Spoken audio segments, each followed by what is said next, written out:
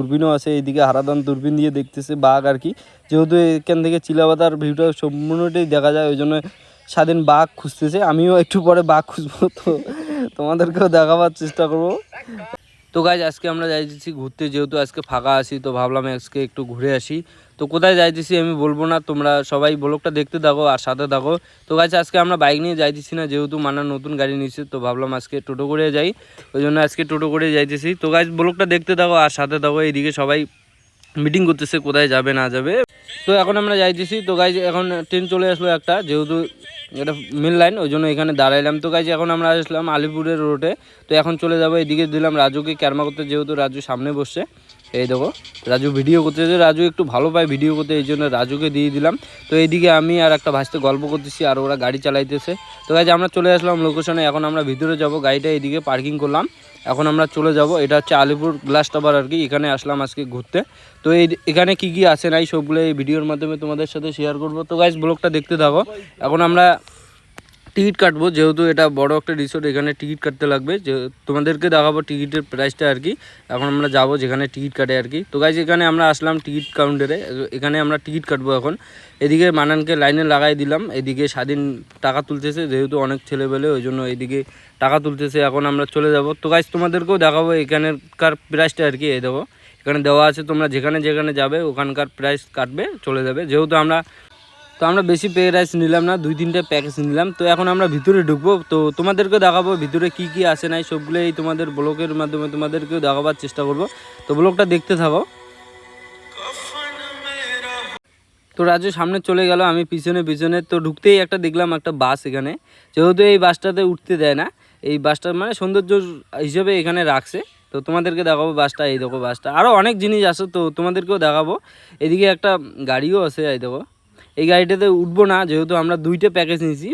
তো প্রথমে আমরা উঠবো গ্লাস টাওয়ারে, তারপর অন্য একটা জায়গায় যাব, যেহেতু ওই জায়গাটা তোমাদেরকে দেখাবো, যদি ভিডিও অ্যালাউ হয় তাহলে তোমাদেরকে দেখাবার চেষ্টা করব। তো দেখতে থাকো আর সবাই চলে আসতেছে, আমরাও পিছনে পিছনে যাইতেছি এখান থেকে তোমাদেরকে। তো এখন আমরা তোমাদেরকে দেখাবো, এই দেখো গ্লাস টাওয়ার, এটার উপরে উঠবো। তো এখান থেকে কীরকম দেখা যায় তোমাদেরকে দেখাবো, যেহেতু ওখানে সময় 10 মিনিট। তো কিছু লোক চড়ছে ওখানে, তারপর আসলাম আমরা সুইমিং পুলে, তোমাদেরকে দেখাবো, তারপর উঠবো। এখন আমরা উঠবো, যেহেতু এখানে বেশি লোক অ্যালাউ করে না, যেহেতু 10-12 জনের মতন এখানে অ্যালাউ করে, ওই জন্য আমরা এখানে, যেহেতু ওখানে 10 মিনিট করে সময় দেয়, ওই জন্য আমরা সুইমিং পুলের ওই দিক থেকে ঘুরে আসলাম। এখন আমরা উঠবো, এদিকে মানান টিকিট দেখাইতেছে, যেহেতু 10 মিনিট করে এখানে সময় দেয়, আর 10-12 জনের বেশি উঠতে দেয় না। তো গাইজ ওরা নামতেছে, আমরা এখন উঠবো। এই দেখো আমাদের টিমের সবাই উঠতেছে আর ভয় পাইতেছে সবাই, অনেক উঁচু তো এই জন্য। রাজু পাল আর এদিকে আছে আরও অনেক ছেলেপেলে আছে, যেহেতু আমরা 8-9 জন এখানে আসছি। এখন আমরা উঠবো, তো উপরে থেকে কীরকম দেখা যায় তোমাদেরকেও দেখাবার চেষ্টা করব। এদিকে মান্নান সে ভয় পাইতেছে, সে ভয়ও লাগতেছে, একটু ঢোলাঢুলি করে আর কি। আমরা উঠলাম এখান থেকে, তোমাদেরকে দেখাবো ভিউটা গাইস। এটা অনেক উঁচু তো এই জন্য একটু ঢোলাঢুলি করে আর কি। তোমরা যারা ফার্স্ট টাইম আসবে একটু ভয় ভয় লাগবে, যেহেতু 2-3 মিনিট এখানে ঘুরলে ভয়টা মনে হবে না। এইদিকে 2টা দোলনাও আছে, এইদিকে দূরবীনও আছে, এইদিকে হারাদান দূরবীন দিয়ে দেখতেছে বাঘ আর কি, যেহেতু এখান থেকে চিলাপাতার ভিউটা সম্পূর্ণটাই দেখা যায়, ওই জন্য স্বাধীন বাঘ খুঁজতেছে। আমিও একটু পরে বাঘ খুঁজবো, তো তোমাদেরকেও দেখাবার চেষ্টা করবো। এই দেখো এদিকে আরও অনেক লোক এখানে ফটো টটো রিল টিল বানায় আর কি। তোমরা যারা যারা আসতে চাও এখানে চলে আসবে। এই রিসোর্টটা হচ্ছে আলিপুরদুয়ারে।